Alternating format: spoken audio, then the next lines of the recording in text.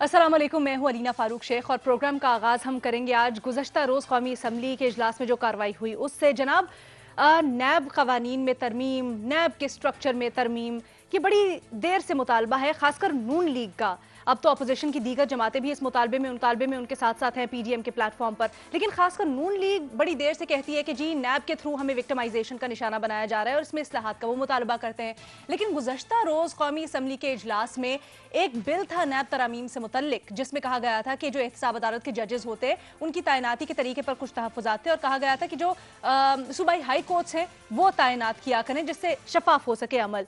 तो जनाब, वो बिल वापस ले लिया गया है। अब ये बिल वापस क्यों लिया गया है ऐसी जमात की जानिब से जो कि बड़ा इसरार करती थी नैब में और इसके तरीक़ाकार पर शफाफियत के? तो इसी से मुतल्लिक हमने सवाल पूछना है कि जी ऐसी जमात जो कि तरमीम पर इसरार करती थी उससे अब नैब कवानीन की इस्लाहात पर बात ना करने का जो कहा जा रहा है हुकूमत से, उसकी वजह क्या है? ओपन ऑप्शन है हमारे एनालिस्ट के पास। पैनल पर आज हमें ज्वाइन करें हसन निसार साहब, मुनीफ फारूक साहब, मजहर अब्बास साहब और शहजाद इकबाल साहब भी हमारे साथ हैं। शहजाद इकबाल साहब, क्या अब ये समझा जाए कि नून लीग ने नैब इस्लाहात से मुतल्लिक अपने बयानिए पर या अपने मौक़िफ़ पर यू टर्न लिए? अलीना, देखिए इस वक्त जो रीजन सामने आया है इस बिल को वापस लेने का, वो तो ये है कि पीडीएम के प्लेटफॉर्म पर ये डिसाइड हुआ है कि हम हुकूमत को किसी चीज में सपोर्ट ना करेंगे, ना ही किसी बिल पर हम काम करेंगे। मतलब पार्लिमानी जो प्रोसेस है बेसिकली कोई भी कानून साजी का, उसको हम रोक देंगे, उसमें किसी किस्म की सपोर्ट फराम नहीं करेंगे हुकूमत को। और ऑपोजिशन जो अपने बिल अगर लेकर आती है अपने तहत, तो वो तो कामयाब हो नहीं सकते क्योंकि उनकी अक्सरियत नहीं है। तो इस वक्त तो ये रीजन सामने आया है और ये बिल एज सच कोई पूरे नैब को तब्दील करने का या नैब के कवानीन तब्दील करने का नहीं था। ये जज से मुतालिक बिल था कि वफाकी हुकूमत का ये इख्तियार नहीं होना चाहिए कि वो नैब जजेस की तैनाती करे। तो ये जो हम बात कर रहे थे एक अरसे से, बल्कि जब पीपल्स पार्टी या पीएमएलएन की हुकूमत थी उस वक्त भी बात होती थी कि नैब कवानीन में तरामीम होनी चाहिए, दोनों अदवार में नहीं हुई। फिर पीटीआई की हुकूमत आई, दोनों तरफ से बिल पेश किए गए हैं। एक इनफैक्ट एक ऑर्डिनेंस के तहत तब्दील भी किया गया था कुछ अर्से के लिए नैब का कानून, लेकिन फिर उसके बाद एक बिल हुकूमत लेकर आई, एक ऑपोजिशन लेकर आई, उस पर इत्तेफाक राय नहीं हो सका, विच इज वेरी अनफॉर्चुनेट। हर किसी को यहाँ पर एतराज है, सुप्रीम कोर्ट से लेकर एक ब्यूरोक्रेट तक एतराज करता है कि नैब के कवानीन बड़े सख्त है जिसकी वजह से हम काम नहीं कर सकते। इनफैक्ट सुप्रीम कोर्ट तो कह चुका है कि इस दौर में भी जो नैब के किरदार पर सवालात उठाए हैं, नैब को पॉलिटिकल इंजीनियरिंग का टूल कहा गया है, इस सब के बावजूद हमारी जो सियासी क़यादत है वो इस बिल को बेहतर बनाने में नाकाम रही है। और इसमें जाहिर सी बात है वेस्टेड इंटरेस्ट है।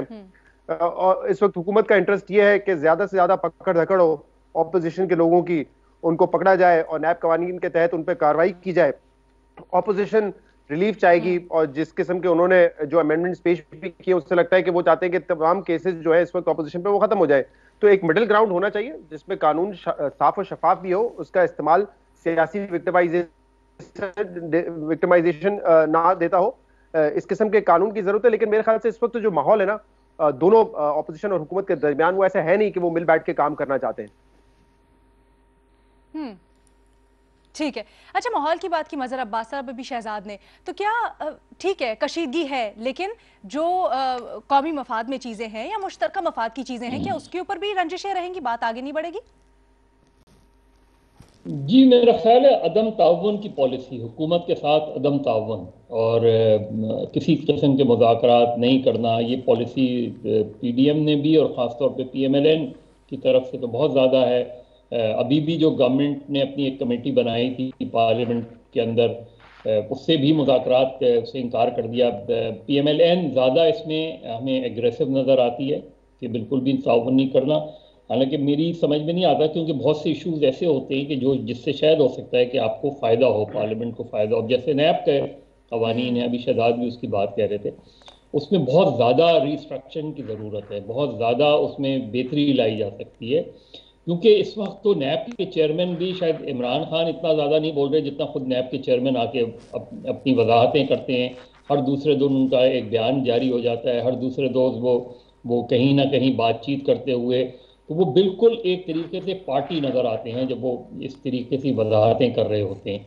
तो इस सूरत हाल में तो आपको और चाहिए कि आप गवर्नमेंट के साथ बैठें। लेकिन हुआ क्या है माफ़ कीजिएगा, जो कुछ अर्से पहले गवर्नमेंट और इनके मुज़ाकरात हुए थे, उसमें फिर गवर्नमेंट ने उसको क्या रंग दिया। उन्होंने कहा जी ये तो एनआरओ मांगने आए थे और इन्होंने ये कोई 36 के करीब इन्होंने वो चीज़ें थी जिस पे मुज़ाकरात हो रहे थे, और इन्होंने जो अपना वो पॉइंट्स दिए वो तो सब के सब NRO थे। तो इसके बाद क्योंकि वो पार्लियामेंट के अंदर ही गुफ्तगू हो रही थी, पार्लियामेंट्री कमेटी में ही हो रही थी, और उनके दरमियान ये बातचीत चल रही थी, प्रपोजल एक दूसरे से एक्सचेंज कर रहे थे। मेरा ख्याल है उसके बाद भी और फिर ये कि PDM के प्लेटफॉर्म पे भी उन्होंने ये तय किया कि जी नहीं, हुकूमत को जो है इसको घर भेजना है, भेजें ना भेजें वो अलग बात है, भेजने का फिलहाल तो कोई ऐसा इम्कान नज़र नहीं आता। PDM खुद कन्फ्यूजन का शिकार है, लेकिन बुनियादी जो नुक्ता जिस पे इत्तेफाक राय बहरहाल नज़र आता है अपोजिशन के अंदर, वो ये कि हुकूमत को किसी भी तरीके से किसी भी किस्म का ताउन ना देना, और वो ये भी इसका विड्रॉ करना भी उसी तरफ इशारा कर रहा है। अब ये चीज़, ये सूरत हाल कितने अरसे चलती रहती है ये देखना बाकी है, क्योंकि सेनेट के इलेक्शन के बाद जो है वो काफ़ी तेज़ी आने वाली है हुकूमती इक़दामात, क़वानीन, लेजिस्लेशन और इक़दामात की सूरत में। सेनेट इलेक्शंस के ऊपर भी बात करते हैं ज़रा अगले सवाल में, लेकिन सबसे पहले आपसे जानना चाहूँगी मुनीफ फारूक साहब, ये जो बिल पेश किया जा रहा था और इसमें जो तजावीज़ दी जा रही थी मुस्लिम लीग नून की जानिब से, ये किस हद तक काबिल अमल थी, अच्छी थी, नहीं अच्छी थी, आप किस तरह से इसको वे इन करते हैं? बिस्मिल्लाहिर्रहमानिर्रहीम। देखिए, क्योंकि एक इसको अगर बहसियत एक कानून के तालिब इल्म के अगर देखा जाए, और अगर इसको जो अदालती फैसले और जो जजमेंट्स इसके ऊपर आई हैं, जिस तरह से इस कानून का इस्तेमाल किया गया है over the period of time, तो उससे तो बड़ा वाज़ेह है कि ये कानून जब से बना है उस वक्त से ही इसके अंदर, कि हर एक ने बात की और सब जानते भी हैं कि इसके अंदर कुछ सुकम है कानूनी तौर पर, और उनका दूर होना बहुत ज़रूरी है। कुछ प्रोसीजरल इश्यूज हैं, उनका दूर होना ज़रूरी है। एक जो इस्तेमाल किया गया है, बड़ा ये थोड़ा टेक्निकल बात है, लेकिन जो रिवर्स बर्डन ऑफ प्रूफ है उसको बड़ा जिस तरह से इस्तेमाल किया गया है इस पूरे कानून के जरिए और फिर अदालती फैसलों के जरिए, वो एक बड़ा ऐसा सेंसिटिव सब्जेक्ट है जिसको देखना है। फिर जो इसके अंदर कुछ क्लॉजेज ऐसी हैं, जैसे एसेट बियॉन्ड मीन्स वाला है, मैंने उस दिन भी उसकी एक मिसाल दी थी कि ऐसा ही है कि जो हम सुनते हैं कि फलाने पे किसी ने, पुलिस ने या किसी इदारे ने चर्च डाल दी, हेरोइन डाल दी, फलानी चीज डाल दी फलाने पे, तो एसेट बियॉन्ड मीन्स का जो इसके अंदर पर्टिकुलर वो एक सेक्शन है, वो ऐसे ही है कि आप किसी के ऊपर भी डाल दें, फिर वो उलझता रहेगा और वो जवाब देता रहेगा और शायद उसकी उम्र भी इसी मामले में गुजर जाए। प्लस ये है कि नैब का एक ये तो कानून है, फिर दूसरा आ जाता है कि नैब का कॉन्डक्ट, उसकी तारीख, उसके अंदर जो अपॉइंटमेंट्स हुई हैं, तो उस हिसाब से देखा जाए तो जजेस से मुतल्लिक स्पेसिफिकली जो एहतसाब अदालत के जजेस हैं, कहा जा रहा था कि उनकी जो तैनाती होगी वो जो उनसे बाला अदालतें यानी हाई कोर्ट्स होंगी उनके जजेस करेंगे। ये इससे मुतल्लिक था ये बिल, ये आपको तजवीज़ कैसी लगती है? देखिए, जो एडमिनिस्ट्रेटिव कोर्ट है इन एनी केस, वैसे भी जो एहतसाब अदालतों का होता है वो हाई कोर्ट ही होती है, जो आपकी प्रोविंशियल हाई कोर्ट है। हाँ। वो कोई उसमें कोई नई कोई चीज नहीं होते हैं ना इख्तियारात अभी तो। जी, मैं अर्ज करता हूँ कि देखिए, जो इख्तियार तो आप बेसिकली ये देते हैं ना, वो तो एक बाकायदा एक प्रोसीजर होता है। जो रिकमेंडेशंस हैं, बेशक लोअर जुडिशरी में से हो, बेशक क्योंकि होते सारे डिस्ट्रिक्ट एंड सेशन जजेस ही हैं जिनको अकाउंटेबिलिटी कोर्ट्स में लगाया जाता है। ये बेशक नोटिफिकेशन वगैरह लॉ मिनिस्ट्री से हो के वो एक समरी बनती आती है, लेकिन जो इनिशियल जो रिकमेंडेशन है या जो नीचे स्पेड वर्क होता है कि किसको लगाना है किसको नहीं लगाना, उसमें जो प्रोविंशियल हाई कोर्ट्स हैं उनका बड़ा अमल दखल होता है। लेकिन मैं सिर्फ इतना जरूर कहूंगा कि जिस तरीके से मुस्लिम लीग नून ने इसे विड्रॉ किया, उसका तो देखिए हर एक को पता है, वो बात ठीक है कि अगर ये कानून इसी शक्ल में रहता है तो ये तो बात आप लिख लीजिए कि अगर अगली हुकूमत कोई भी हो और वो तहरीक इंसाफ का उसमें हिस्सा अगर नहीं है अगली हुकूमत में या किसी भी हुकूमत में, तो फिर जो लोग आज किसी ना किसी पोजीशन में हैं ये सब लोग जवाबदेह होंगे। देखिए, काम तो हुकूमतों के चलते हैं, काम तो ब्यूरोक्रेसी के अंदर चलते हैं कि फाइल आनी है, समरी आनी है, उस पर किसी ना किसी के साइन होंगे। तो जिस बेचारे के साइन होंगे, अब आज आपकी अदालतें ये डिसाइड कर रही हैं कि कौन सी चीज जो है वो गुड फेथ में की जाती है, कौन सी चीज जो है जी वो केयरलेसनेस के जुमरे में आती है, कौन सी चीज करप्शन के जुमरे में आती है। ये तमाम वो बातें हैं जिनकी तशरीह शायद अब अदालतें कर रही हैं, लेकिन तशरीह जितनी मर्जी हो जाए, अगर बेसिक कानून के अंदर प्रॉब्लम है, उसका गलत इस्तेमाल होगा। क्या नैब ने लोगों को पकड़ना बगैर किसी वजह के या कई दफा बहुत ही फजूल स्टेज पे आपने उन्हें गिरफ्तार कर लिया? भाई, अगर आपको किसी से डर है कि अच्छा जी फलाना मुल्क से चला जाएगा, तो ज्यादा से ज्यादा आप उनको ECL में नाम डलवा दें ये कौन सा तरीका है कि आप लोगों को गिरफ्तार करना शुरू कर दे? तो as long as the law is same, तो रिगार्डलेस के कितने मर्जी फैसले अदालत दे दे, इस कानून का गलत इस्तेमाल होगा। मुस्लिम लीग नून यही चाहती है कि कल पीटीआई भी ये सब कुछ भुगते। एग्जैक्टली यही पॉइंट, क्योंकि मरियम नवाज ने कहा भी है, मैं हसन निसार साहब की तरफ बढ़ाती हूँ, जब मीडिया टॉक कर रही थी वो, हसन निसार साहब, ये भी बड़ी बात है, आज कहते हैं कि जी खुसूसन नैब से मुतल्लिक कोई हुकूमत से अब बातचीत नहीं होगी, जो मौजूदा हुकूमत है इसने कल को इसी नैब का सामना करना है। तो ये जो बदले की अब भड़क उठी है आग ऑपोजिशन जमातों के अंदर, ये हमारी सियासत को किस तरफ लेके जा रही है? पहली बात तो ये है कि इस मुल्क में बदला, इंतकाम, इसकी आग कभी मठी हुई नहीं, तो भड़कनी कहाँ से है? सवाल आपका ये है कि इस्लाहात से मुतल्लिक बात ना करने की वजह क्या है? वजह ये है कि अक्ल, मौत, अक्ल और मौत के अलावा शट अप कॉल कहीं भी किसी भी वक्त आ सकती है। अब इनको अक्ल आ गई है, वो शट अप कॉल आ गई है, ये तो मैं नहीं बता सकता, वही बता सकते हैं आपको। कुछ भी हो सकता है, इसकी क्या रीज़न होनी है। और दोस्तों ने एक्सप्लेन तो किया है, उधर हिंट भी किया है जो बात मैं कर रहा हूँ। मेरा ख्याल है कि अक्ल आ गई है, ये जो बात, ये अक्ल वाली बात ही है ना, चूँकि हमारी ट्रेडिशन है, हमारी रिवायत है, हमारी आदत है, हमारी सेकंड नेचर है, इंतकाम, बदला, ये वो सारा अपना अपना अकाउंट सेटल करना। तो जाहिर है अगर वो आज तब्दील हो जाए, बेहतर हो जाए, तो फिर कैसे हाथ डालेंगे? ये जो बुलबुलें आज चहकती फिर रही हैं, अच्छा, ये अंदर कैसे नजर आएंगी आपको? तो मुमकिन है किसी ने अक्ल दे दी हो। अच्छा, ठीक है जी, हम यहाँ पर एक छोटी सी ब्रेक लेते हैं, ब्रेक के बाद आएंगे आपके साथ। जनाब, कुछ बात करेंगे सेनेट इलेक्शंस की। सेनेट इलेक्शंस करीब आते ही एक नाम है जिसकी पीटीआई के अरकान और इत्तेहादियों को याद सताने लगी है, और वो नाम है जामे जहांगीर खान तरीन साहब। जनाब, इत्तेहादियों का पार्लिमानी इजलास हो रहा था वजीर आज़म इमरान खान के साथ, और इत्तेहादियों ने ये तजवीज़ दी है, ये मुतालबा किया है कि जहांगीर तरीन साहब को वापस बुलाया जाए, खुसूसन सेनेट इंतखाबात के लिए। और उन्होंने कहा है जी एक सेनेट इंतखाबात के लिए कमेटी बनाई जाएगी, सिलेक्शन कमेटी, जिसका हेड जहांगीर तरीन साहब को बना दिया जाए। और जो उन्होंने किया है, जहांगीर तरीन ने जो खिदमात दी हैं पार्टी के लिए, उसको भुलाया नहीं जा सकता। ये भी कुछ ऑब्जर्वेशन सामने आई हैं। तो अपने एनालिस्ट से हमने ये पूछा है कि आपको याद ही होगा थोड़ी तलखी चल रही है वजीर आज़म इमरान खान और जहांगीर तरीन और फिर साथ भी, तो क्या ऐसे माहौल में इत्तेहादियों के मुतालबे पर वजीर आज़म जहांगीर तरीन को वापस लाएंगे, हाँ या नहीं? के ऑप्शंस हैं। मजहर अब्बास साहब। मेरे ख्याल में पब्लिकली तो कभी भी नहीं लाएंगे। इस वक्त तो जो सूरत हाल है, जाहिर है जहांगीर तरीन जो है उनको तो डिस्क्वालीफाई हो चुके हैं। ऐसे में अगर आप लाएंगे वजीर आज़म तो मैसेज क्या जाएगा? सारा इत्तेसाब का और सारा जो बुलंदो बांग दावे हैं वो सब वहीं के वहीं रह जाएंगे।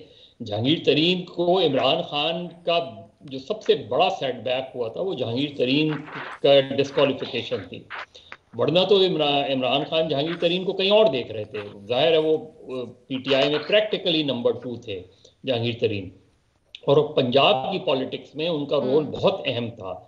और इसी वजह से शायद जो पंजाब के खासतौर पे पार्लियामेंट्री लोग हैं वो यही बात कहते हैं कि जहांगीर तरीन के बाद एक वैक्यूम पंजाब में नज़र आ रहा है पीटीआई को बहुत बड़ा। इमरान खान शाह महमूद पे उस तरह ट्रस्ट नहीं करते, और जो दीगर ग्रुप्स हैं पीटीआई के अंदर उस पर भी वो भी कोई इतने ज़्यादा ताकतवर नहीं है। तो जहांगीर तरीन का अपना एक रोल था मरकज़ में भी और ख़ास तौर पे पंजाब में भी। तो उनकी वो जब नाअहल हुए तो इमरान खान का पूरा जो स्कीम थी पंजाब की वो बिल्कुल बदल गई, और उसके बाद उनके पास कोई चॉइस नहीं रही, क्योंकि जो भी बाकी कैंडिडेट्स थे उनमें आपस में इतना लड़ाई थी कि जिसके नतीजे में लॉटरी जो खुली वो उस्मान बुज़दार की खुली। अब उनके पास चॉइस क्या है? अब उनके पास या तो चॉइस है चौधरी परवेज़ इलाही, और जाहिर है चौधरी साहब का पुराना एक तजुर्बा है ख़ासतौर पर लोकल बॉडीज़ का भी, सेनेट के इलेक्शंस का भी, फिर वो पंजाब की पॉलिटिक्स को बहुत अच्छी तरह समझते भी हैं। उनके अलावा कोई दूसरा विद इन पीटीआई जो है उस तरीके के कदो क़ामत का जो नज़र नहीं आता। तो अब इमरान खान के लिए क्राइसिस तो है, लेकिन जहांगीर तरीन को उस तरीके से जब तक वो अपनी इंक्वायरीज वगैरह, ख़ास तौर पे इंक्वायरीज वगैरह से अपने आप को क्लियर नहीं करवाते उस वक्त तक उनका कमबैक मुझे मुश्किल लग रहा है। लेकिन इमरान खान ने कभी भी जहांगीर तरीन के हवाले से कोई बहुत तल्ख बात नहीं की। और ना ही पीटीआई के दीगर लोगों ने कोई बहुत तलक बात की है। तो एक सॉफ्ट कॉर्नर तो है, लेकिन मेरा ख्याल है अमली तौर पे ज़रा उन्हें मुश्किलात का सामना है कि उनको प्रैक्टिकल पॉलिटिक्स में या पीटीआई में बहुत ज़्यादा एक्टिव। तो अभी आप नहीं समझते उनकी वापसी हो रही है पीटीआई में? नहीं। इमरान खान के मिजाज को हसन निसार साहब बड़ा अच्छा समझते हैं। हसन साहब, खान साहब क्या समझते हैं इत्तेहादियों को मनाने के लिए जिस तरह सूरत हाल बन रही है, ला सकते हैं वापस जहांगीर तरीन साहब को? नहीं, पहली बात तो यह है कि मैं आपको करेक्ट कर दूं, मैं उसके मिजाज को कैसे समझता हूं। मिजाजों को समझने के लिए तो आपने बड़ी देर से आप ऑब्जर्व भी कर रहे हैं, आपकी माशाल्लाह ऑब्जर्वेशन भी बड़ी अच्छी है। मेरा उसका मेरा उसके साथ एक 22-24 साल की एसोसिएशन है, सलाम दुआ है, बस इससे ज्यादा नहीं। तो आप मैं हाउ कैन यू क्लेम मैं इसको डिनाई कर रहा हूँ? खैर, दूसरी बात मैं अर्ज कर दूं आपको, देखो आज मैं शायद को 30 सेकंड्स आपके ज़्यादा ले लूं, लेकिन चूंकि मैं अक्सर डोनेट करता हूं काफ़ी सारे, तो 5-10 सेकंड मुझे एक्स्ट्रा दे देना। अगर इनमें पॉलिटिकल सेंस हुई तो जहां इतने यू टर्न लिए यहां ले लें, तो वो ज़रूर ले आएंगे, क्योंकि जहांगीर तरीन लायबिलिटी नहीं, बहुत ही बड़ा, बहुत ही अहम एसेट है, जिसे गंवाने के बाद आज नहीं तो कल पछताना पड़ेगा। ये मोस्टली बंगे हैं, इनको पता नहीं कारोबार होता क्या है। वो इमरान ने नहीं किया, किसी के थ्रू इन्वेस्टमेंट स्कीम, मुझे पता है कौन कौन लोग थे, वो सारे पैसे कमाए उसने, वो 3 को तो मैं जानता हूं। अच्छा, तो बिजनेस इन बंगों ने कभी किया नहीं, इसलिए ये परकटे फरिश्ते नहीं जानते कि पाकिस्तान में कारोबार की बुनियादी जरूरतें और मजबूरियां क्या हैं। मैंने चूंकि किया है और खासे बड़े स्केल पे किया है, तो आई अंडरस्टैंड।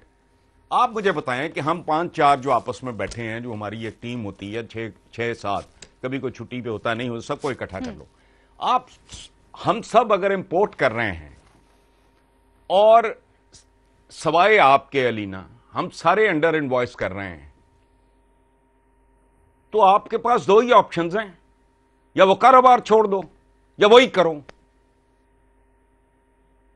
अंडर इनवॉइस करे तो आप उसी हिसाब से ड्यूटी। ये मैं बड़ी सादा बात कर रहा हूं, बहुत पेचीदगियां हैं। आप ओवर इनवॉइस करते हो, रिबेट खाते हो, फिर वो धंधा सारा। देखो, ये लॉबिंग होती है एक बंदे को सिंगल आउट करके, ये जहालत है, ये कारोबारी जहालत है। कहते do at Rome as the Romans do. हम गुफ्तगुओं में बड़े अखलाकियात और बड़े पता नहीं क्या बनते हैं, जो मुल्क का हाल है। या कोई बंदा सरवाइव कर सकता है? इतने बड़े लेवल पे आपने इस तरह का कारोबार करना हो, उसको 100% आप एक्सपेक्ट करो। बाकी तहमीना दुरानी की किताब पढ़ लो तो पता लगेगा, जिसकी शान में अभी हफ्ता 10 दिन पहले उनकी वफात पे कसीदा प्राइम मिनिस्टर ने पढ़ा। ये रियलिटीज हैं। दोनों में से कोई एक बात गलत हो तो मुझे बताओ।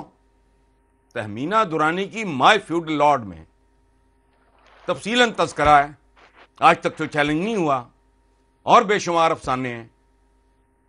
प्राइम मिनिस्टर, ये क्या बात हुई? तब आप नहीं जानते थे जब वो करोड़ों रुपया आपको दान दे रहा था, खर्च कर रहा था आप पे। अजीबोगरीब बात है। आपने कई फजूल चीजों पे यू टर्न लिया, तो इसमें अगर ऊंच नीच है, केस भी चलता रहेगा। नवाज शरीफ नहीं गया था जद्दा, अब वो लंदन बैठा है, कल फिर चौथी बार प्राइम मिनिस्टर बन जाए। ये मुल्क है, जादू नगरी है, तिलिस्म कदा है, anything can happen. How can you rule this out? थोड़ी सी भी अकल होगी इनको, थोड़ी सी पॉलिटिकल सेंस होगी, तो ये उस आदमी को वापस लेके आएंगे, बल्कि माजरत करेंगे। बहरहाल, सॉरी, लंबी ठीक बात है। कर। नहीं, जबरदस्त तज्जिया आपका मौकिफ है, हम इसी को आगे बढ़ाते हैं। शहजाद इकबाल साहब, हसन साहब जिस तरह से कह रहे हैं, अब इसमें एक चीज गौर करने वाली है। अगर चलें यू टर्न ले लेती है पीटीआई अपने ही बयान पे और जहांगीर साहब को ले आती है, तो क्या वो ये बेनिफिट की जो कॉस्ट है वो बर्दाश्त कर सकती है पीटीआई के लिए? वो क्या मीन करेगा? देखिए, एक तो पहले मैं थोड़ा सा कंफ्यूज हूं कि किन इत्तेहादियों ने ये डिमांड की है कि जहांगीर तरीन को लाया जाए। मैंने जो खबर देखी उसमें पार्लिमानी मीटिंग थी, जिसमें राजा रियाज साहब ने ये नुक्ता उठाया था कि बड़ी उनकी खिदमत है, उनको नजरअंदाज नहीं किया जा सकता, उनको वापस ले आए। तो राजा रियाज तो पाकिस्तान तहरीक इंसाफ के हैं, किसी इत्तेहादी के नहीं है। उससे ज्यादा इंपॉर्टेंट कमेंट मेरे ख्याल से नूर आलम साहब का है, जिन्होंने ये आज कहा है कि ये जो अपने इतने सारे एडवाइजर या टेक्नोक्रेट्स रखे हुए हैं ये तो चले जाएंगे और मसाइल हमें सियासी लोगों को भुगतना पड़ेंगे। मेरे ख्याल से इस पर किसी दिन बात होनी चाहिए कि, और माजी में हो भी चुकी है। तो मुझे नहीं पता कि किस इत्तेहादी ने ये कहा है कि जहांगीर खान तरीन को वापस ले आए। बहरहाल इशू थोड़ा सा कॉम्प्लिकेटेड है। मैं हसन साहब की इस बात से 100% मुत्तफिक हूँ कि पार्टी में अगर कोई सियासी निज़ाम जानता है और कोई सियासी जोड़ तोड़ कर सकता है, चाहे किसी की हेल्प के जरिए हो, लेकिन एक डूअर तो चाहिए ना। इन दी एंड आपने वो टास्क परफॉर्म तो करनी है। तरीन साहब उस बात की सलाहियत रखते हैं, उनको कारोबार का भी पता है, सियासत का भी पता है। साउथ पंजाब में, खास तौर पर पंजाब में किसको लाना है पार्टी में, कौन ज्यादा अच्छा इलेक्टेबल है, इन सारी चीजों पे जहांगीर खान तरीन ने बड़ा काम किया था और वाकई वो एक डूअर साबित हुए थे और आखिर में उन्होंने जो है वो डिलीवर भी करके दिया।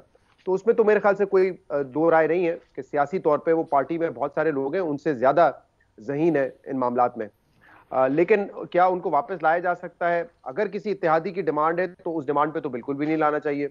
कल को अगर तहरीक इंसाफ बड़ी जमात होने के नाते ये कहे कि नहीं नहीं पार्टी के आपकी जमात के फैसले चौधरी परवेज इलाही नहीं करेंगे, तारिक बशीर चीमा करेंगे, या वो जीडीए में किसी को कहें या एमक्यू में करें, ये हो नहीं सकता ना। देखिए पाकिस्तान तहरीक इंसाफ एक बड़ी जमात है, अपनी जमात है, वो अपने फैसले खुद करेगी। तो किसी के कहने पे तो ये फैसले नहीं हो सकते। हाँ, इसीलिए मैं कह रहा था ये इंपॉर्टेंट है निशानदेही करना कि कहा किसने, क्या ये आवाजें पार्टी के अंदर से आ रही हैं या पार्टी के बाहर से आ रही हैं। राजा रियाज साहब क्या जराए से आ रही हैं? हाँ, जराए से ये है कि इत्तेहादी भी थे और पार्टी के अरकान जो हैं उन्होंने भी कहा है। ठीक है।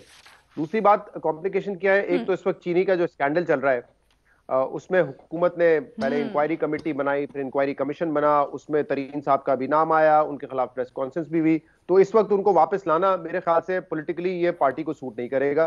एक वैसे ही हवा है, दोबारा चीनी की कीमत 100 रुपए तक पहुंच चुकी है, तो वो इस वक्त मेरे ख्याल से बिल्कुल सूट नहीं करेगा। दूसरा, चीनी की कीमत के अलावा भी जो डिफरेंसेज है, सियासी डिफरेंसेज इमरान खान और तरीन साहब के दरमियान, वो अभी रिजॉल्व नहीं हुए। तो इमरान खान को जो ज्यादती तौर पर जानता है, मुझे तो नहीं लगता कि इस वक्त वो ये यू टर्न लेने जा रहे हैं, उसके करीब भी हो शायद। ठीक है, मुनीफ फारूक साहब, इसमें एक नुकता यह है कि जो सालिसी कर रहे हैं वो अगर कामयाब हो जाते हैं किसी किस्म की सालिसी में, तो फिर शायद इम्कान हो सकता है, लेकिन फिलहाल तो ये नहीं नजर आ रहा। ठीक है, मुनीफा। देखिए, एक तो जो जहांगीर तरीन साहब के हवाले से हसन निसार साहब ने अभी जो फरमाया था, मैं एक तो उसको एंडोर्स करता हूँ इस हवाले से कि आप किसी से भी बात कर लें, अब ये जरा थोड़ा सा उनकी सियासत से अलग, किसी से भी अगर बात कर लें पाकिस्तान में, I am talking about like leading industrialists, you know, like bank owners and all, everybody. So हर बंदा उनकी बड़ी तारीफ करता है, उनके बिजनेस एक्यूमेंट की बड़ी तारीफ करता है, और यही कि वो बड़े कामयाब कारोबारी शख्सियत हैं, उनकी क्रेडिबिलिटी भी अपने कारोबार के अंदर बहुत है।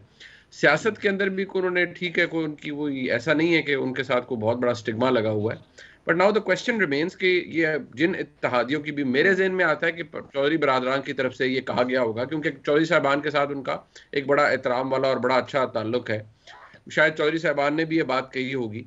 लेकिन मुझे समहाउ ये लगता है कि जैसे शहजाद साहब कह रहे थे, मुझे लगता नहीं है कि इमरान खान साहब इतनी जल्दी कोई अपनी लाइन तब्दील कर लेंगे, इसलिए क्योंकि इमरान खान साहब बिलीव्स के लोगों को कितने कन्वीनियंटली डिस्कार्ड जिंदगी में किया जा सकता है when they are no longer useful. Jahangir Tareen साहब वाज यूजफुल, मुझे नहीं लगता कि इमरान खान साहब के लिए अब वो यूजफुल हैं या नहीं है, लेकिन हाँ ये बात जरूर है, अभी पॉइंट आउट भी की गई कि जहांगीर तरीन साहब को अपनी साइड पर ना रखने का नुकसान होगा, और ये अभी शायद महसूस नहीं होगा क्योंकि गवर्नमेंट के अंदर वैसे भी मुझे लगता है कि यू आर ब्लाइंड फोल्डेड, आपको पता नहीं चलता, बट एट सम स्टेज आपको जाकर अंदाजा उस वक्त होता है व्हेन इट्स टू लेट कि मैंने कुछ फैसले इस पूरे अरसे में गलत किए हैं। सो इमरान खान साहब को रियलाइजेशन ये होगी कि जहांगीर तरीन साहब को सियासी तौर पर अपने साथ ना रखना या इवन अपने राइट साइड पर ना रखने का शायद उन्हें आने वाले इलेक्शंस के अंदर नुकसान हो। और अगर कोई कह रहा है कि जहांगीर तरीन साहब को वापस आना चाहिए सेनेट के मामलात के अंदर, वो इसलिए बिकॉज जहांगीर तरीन साहब की एक रेपुटेशन है ना, I don't want to use the word here कि वो कोई मतलब को डील शील करा देते हैं, but he gives you a good bargain. वो सियासी तौर पर वो लोगों को अच्छी तरीके से कन्विंस कर लेते हैं, किसी को कन्विंस करते हैं, किसी को लेकिन मुनीब, अभी आपने स्टिग्मा की बात की, तो जैसे अभी शहजाद ने भी हवाला दिया, वही शुगर इंक्वायरी कमीशन, उनके ग्रुप का नाम है उसमें, वो स्टिग्मा नहीं है एज इट इज। और वजीर आज़म इमरान खान का एहतसाब और शफाफ अक्रॉस द बोर्ड एहतसाब का नारा। अलीना, बात ये है, वो इंक्वायरी जिस तरीके से वो की गई है, मैं ये नहीं कह रहा, आई एम नॉट कंडोनिंग एनीथिंग। मैंने तो कहा है कि सियासी तौर पर उनके साथ वो स्टिग्मा नहीं, कारोबार के हवाले से ठीक है, उन्होंने कहा जी कि वो पैसे कमाए गए। अब little do I know about the economic side of it कि उसके अंदर किस किस तरीके से क्या क्या, but he is not the only one, और बड़े लोगों ने भी किया होगा। लेकिन अगर स्टिग्मा को देखना है अलीना, एक सेकंड मुझे दीजिएगा, तो फिर इस वक्त बहुत से लोग ऐसे हैं जिन्होंने बहुत बड़े बड़े काम किए हैं और वो स्टिग्मेटाइज हुए हैं, लेकिन इमरान खान साहब ने उन्हें रिटेन रखा है। किसी को पार्टी का सेक्रेटरी जनरल बना दिया, किसी को क्या कर दिया, किसी को क्या कर दिया। सो ये चीजें जरा ज़हन में रखनी चाहिए। You do things when they become convenient to you. ठीक है, एक छोटी सी ब्रेक ले, सवाल के साथ वापस आएंगे।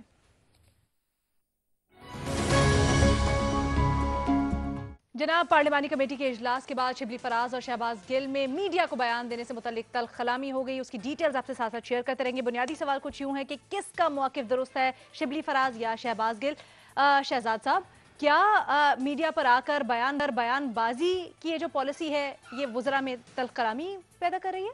नहीं, we should really think about it. मतलब ये क्या दो हाथियों की लड़ाई है, और अगर दो हाथियों की लड़ाई है तो बेचारे हम उस पे पेड़ पौधे क्या करेंगे, खामोखा पिस जाएंगे हम। दो इतने बड़े, पता नहीं क्या हो गया, कोई नेशनल क्राइसिस खड़ा हो गया। हाथियों की लड़ाई में आप नहीं आना चाहते, ठीक है जी। वो बहुत बड़े हाथियों की लड़ाई में आप नहीं आना चाहते, ठीक है जी। मजहर अब्बास साहब, आप हमें बता दें सर, ये जो नंबर गेम है कि जी इससे आगे से, हाँ ये तो अव्वल तो लड़ाई नहीं है। इससे ज्यादा रेलेवेंट क्वेश्चन होता है कि पाकिस्तान में इंटरनेशनल क्रिकेट हुई है। ये इतना बड़ा सवाल है, इसका सिर्फ स्पोर्ट्स से ताल्लुक नहीं है, इसका ताल्लुक पाकिस्तान की पूरी पॉलिटिकल सिचुएशन से, आपका इमेज जो है वो पता नहीं हमारी यहाँ क्वेश्चन और ये बिल्कुल एक साल से बाहर था, वो दूसरी सेंचुरी स्कोर करने जा रहा है एज वी स्पीक।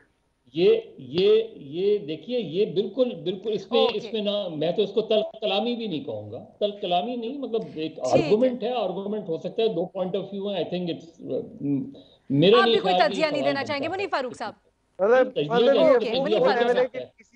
किसी ने गाली दे दी तो दूसरा कहता है कि जो कहता है वही होता है। मतलब अभी आप लोगों ने 15 मिनट का तज्जिया इसी के ऊपर दे दिया है, कहते हैं नहीं बोलेंगे फिर भी बोल देते हैं। वाह, ये भी बड़ा जबरदस्त है। मुनीब फारूक साहब जल्दी से बता दें। मुनीब फारूक साहब जी, कि ये तज्जिया नहीं, आपके सवाल पर तनकीद है। और ये आपका सर, मैंने सबकी तनकीद ले ली, मुझे प्रोग्राम क्लोज करना है, जल्दी से बता दे। कुछ भी नहीं है, कोई बात नहीं है, छोटी मोटी बातें होती रहती हैं। हसन निसार